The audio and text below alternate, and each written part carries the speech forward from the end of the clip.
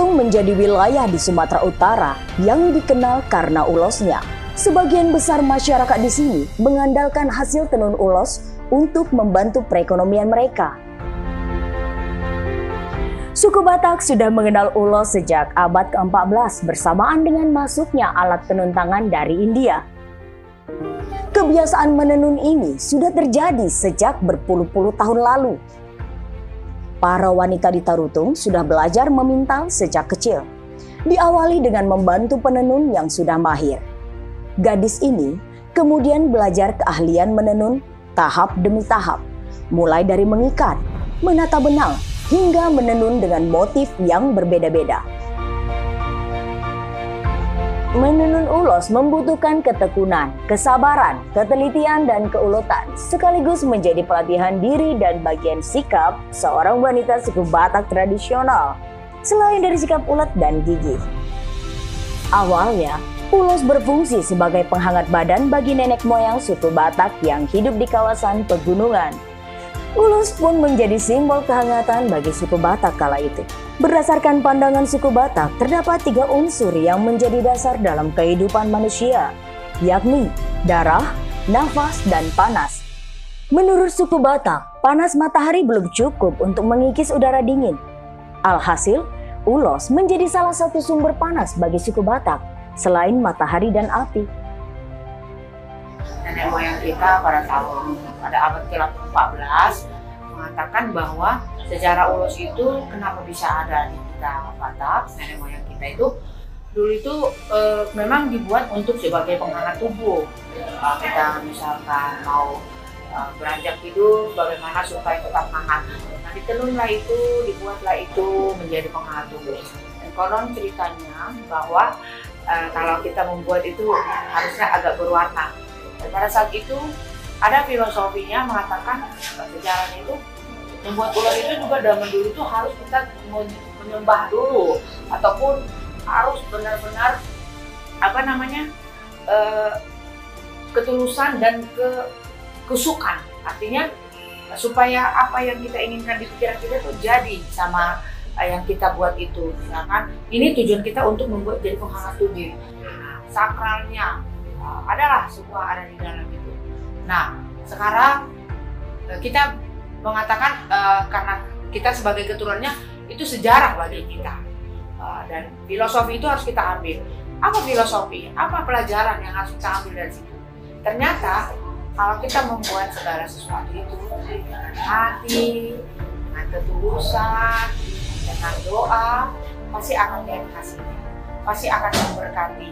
Benar-benar hangat bagi tubuh kita, benar-benar penghangat bagi kesehatan kita, benar-benar menjadi berkat bagi kehidupan kita. Itulah yang saya lihat dari sejarah itu, filosofi itu yang saya ambil hikmahnya. Secara tradisional, menenun kain ulos itu merupakan tugas kaum wanita. Masyarakat setempat meyakini bahwa proses menenun sangat erat kaitannya dengan peran perempuan dalam merawat keluarga, anak, dan masyarakat. Biasanya, proses menenun hanya dilakukan di waktu senggang saja. Tak heran, untuk menghasilkan satu kain ulos, terkadang membutuhkan waktu berbulan-bulan.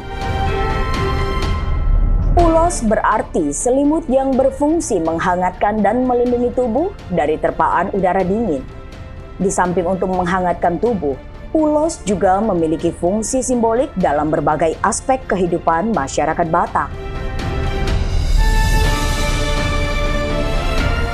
Berikut ini adalah peralatan dalam menenun ulos pada masyarakat Batak Toba.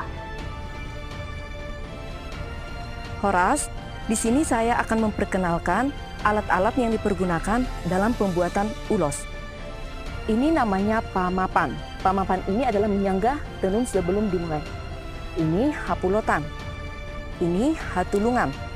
Hatulungan ini digunakan supaya proses penenunannya lebih mudah. Di sini ada lili. Lili ini adalah susunan dari motif-motif pembuatan tenun ulos Batak. Dan seperti yang kita ketahui, di sini ada namanya baliga. Baliga ini digunakan untuk manopuk. Kalau bersama orang petenun ini manopuk supaya terlihat rapi dan terlihat hasilnya. Ini adalah balobas. Balobas ini digunakan untuk membuka atau untuk membuat motifnya. Di sini ada namanya turak. Ini namanya turak. Ini adalah tempat benang yang akan dimasukkan ke ulos tenun supaya motifnya terlihat. Di sini kita lihat ada hapit. Ini hapit. Ini dipergunakan untuk menjepit benangnya sebelum diproses. Dan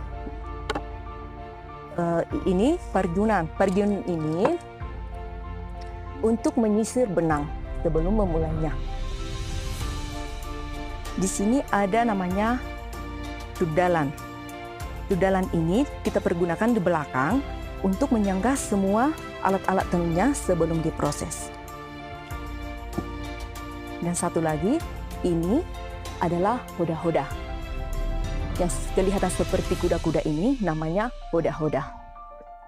Dan masih ada lagi ini. Ini namanya sitadoan. Sitadoan ini kami pakai untuk menekan kaki kami supaya tenunnya terlihat kencang dan kita bisa melakukan proses menenunnya dengan baik. Mungkin sekian dulu dan terima kasih sebagai penjelasan dari alat-alat tenun. Terima kasih, Horas. Ulos tidak dapat dipisahkan dari kehidupan keseharian orang Batak. Setiap jenis ulos memiliki makna tersendiri yang mempunyai sifat, keadaan, fungsi, dan berhubungan dengan hal atau benda tertentu. Di sini saya akan menyebutkan beberapa jenis ulos Batak. Yang pertama, ragi hotang. Ragi hotang itu biasanya diberikan kepada pengantin, diberikan oleh orang tua si perempuan, di mana hotang itu artinya rotan. Rotan itu kita tahu kuat, supaya pernikahan mereka kuat. Kemudian ada sibolang. Sibolang itu sering digunakan dalam acara duka, seperti misalnya seorang istri kehilangan suaminya karena meninggal, si istri akan mendapatkan ulos sibolang. Juga ada yang namanya ulos mangiring. Ulos mangiring ini diberikan kepada cucu pertama dengan harapan supaya si cucu pertama ini, anak pertama ini mempunyai adik-adik. Kemudian ada namanya ulos bintang maratur. Bintang maratur itu sering diberikan kepada cucunya, diberikan kepada keturunan-keturunannya seperti warisan dari opung. Seperti saya mendapatkan ulos bintang maratur dari opung saya. Kemudian ada namanya ragiduk. Kalau ragiduk ini kita tahu diberikan orang tua si perempuan kepada orang tua si laki-laki dalam acara pernikahan. Juga masih banyak lagi jenis ulos-ulos. Namun seperti ulos lobu-lobu itu untuk kematian anak pertama. Juga ada ulos si tulutuho itu sebagai pengikat kepala. Dan masih banyak lagi. Namun untuk saat ini, kesempatan ini, mungkin hanya ini saja yang bisa kami jelaskan. Terima kasih, Horas. Kain ulos biasanya menggunakan benang kapas dan diwarnai dengan cara merendam benang ke dalam pewarna alami yang berasal dari tanaman. Warna biru terbuat dari tanaman indigo, warna merah dari kayu secang dan mengkudu, warna kuning berasal dari kunyit, sedangkan warna hitam dihasilkan dari mencampurkan mengkudu dengan indigo, serta hijau adalah campuran indigo dan kunyit. Prosesnya yang lama dan unik membuat kain ulos memiliki kekhasan sendiri. Tak heran, banyak wisatawan yang ingin mengetahui prosesnya, bahkan ingin memilikinya.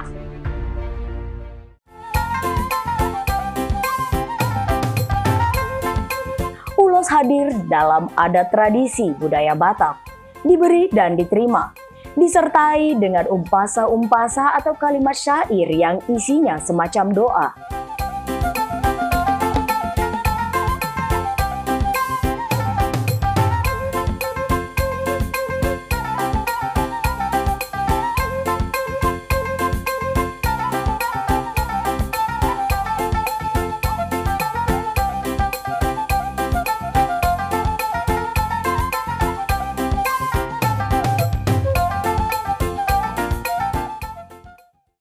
Nama saya Marlina Sitompul, penenun ulos dari Lumban Segen Julu, Kecamatan Satas Barita, Kabupaten Tapanuli Utara. Adapun saya proses penenunan ini, ulos yakni menghani, mengkelos, mengkulhul, sekil, mengani, manotar, memutik, baru menumpuk, sekalian menenun sampai selesai, sehingga menghasilkan selembar kain ulos yang indah. Seperti ini kain pengkanjian, benang kita kanji dulu. Sesudah kita kanji, baru kita prosesnya pengkulhul. Sesudah kita hulhul, dia kita menghani. Jadi sesudah kita menghani itu langsung kita manotar, namanya manotar, untuk melembarkan ke satu lembar ulos. Jadi baru kita memutik namanya, membuat motifnya. Sudah kita bikin motifnya, baru kita menenun, seperti bahasanya menenun, menopuk namanya. Sampai tenun itu selesai satu lembar ulos yang indah. Jadi sehingga kita bisa menampakkan ulos itu sudah selesai satu lembar ulos.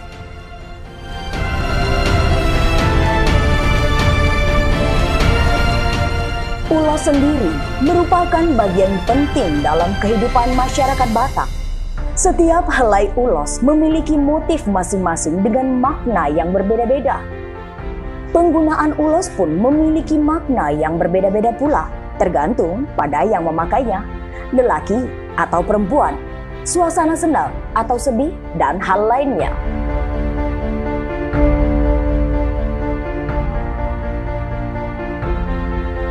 Seiring waktu berjalan, ulos bukan lagi sekedar kain penghangat tubuh. Ulos menjadi kain yang melambangkan ikatan kasih sayang antara orang tua dan anak-anaknya, atau antara satu orang dengan yang lainnya. Makna tersebut sesuai dengan filsafat Batak, yakni ijuk pangihot nihodo, ulos pangihat niholot, yang berarti ijuk pengikat pelepah pada batangnya dan ulos pengikat kasih sayang di antara sesama. Lebih jauh lagi, ulos juga bisa bermakna sebagai lorong waktu. Pasalnya, ulos yang disematkan juga membawa cerita, petuah, serta nilai-nilai dari leluhur yang kemudian diturunkan kepada penerimanya. Selain wujud kasih sayang, ulos juga memiliki fungsi sebagai simbol untuk berbagai hal dalam seluruh aspek hidup suku Batak. Setiap ulos memiliki jenis, makna, dan fungsinya masing-masing. Pendidikan dapat mengembangkan karakter melalui berbagai macam kegiatan, seperti penanaman nilai, pengembangan budi pekerti, pembelajaran dan pelatihan nilai-nilai moral, dan lain sebagainya. Menenun ulos Batak tidak semudah yang kita lihat. Saat ini, banyak orang yang membuat ulos tidak sesuai dengan aturan yang diajarkan oleh nenek moyang. Untuk itu, generasi muda dituntut untuk mempelajari bagaimana cara-cara yang tepat dalam menenun ulos.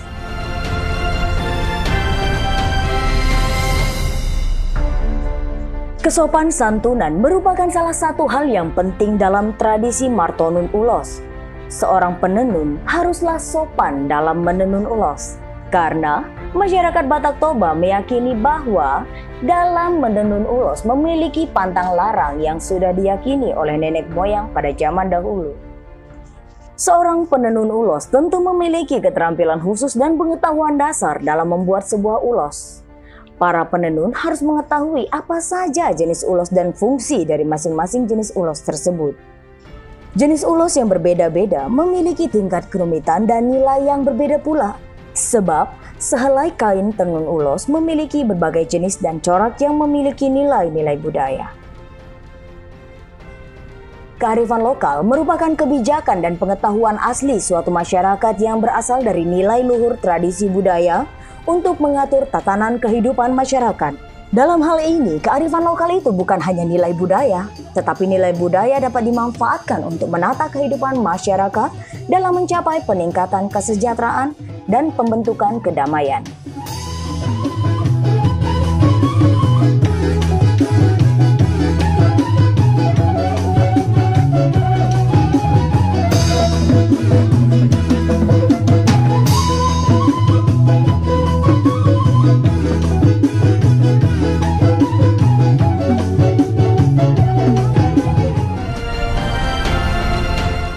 ulos memiliki berbagai fungsi, di antaranya untuk menjalin ikatan sosial, kerukunan sosial, mempererat persaudaraan, termasuk penanaman nilai-nilai budaya. Dengan demikian, ulos memiliki fungsi sandang, fungsi ekonomi, fungsi sosial, fungsi keagamaan, dan fungsi simbolik, sehingga dapat merajut harmoni sosial.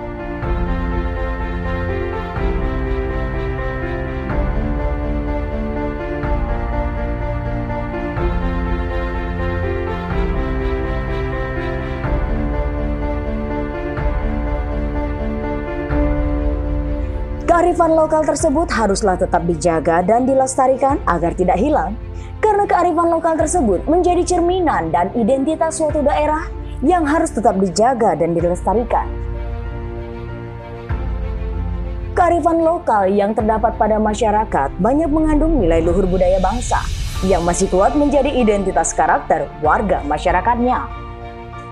Beragam wujud warisan budaya memberi kita kesempatan untuk mempelajari nilai kearifan budaya dalam mengatasi masalah-masalah yang dihadapi di masa lalu. Melestarikan berarti memelihara untuk waktu yang sangat lama. Upaya pelestarian warisan budaya berarti upaya memelihara warisan budaya untuk waktu yang sangat lama. Maka perlu dikembangkan sebagai upaya yang berkelanjutan atau sustainable.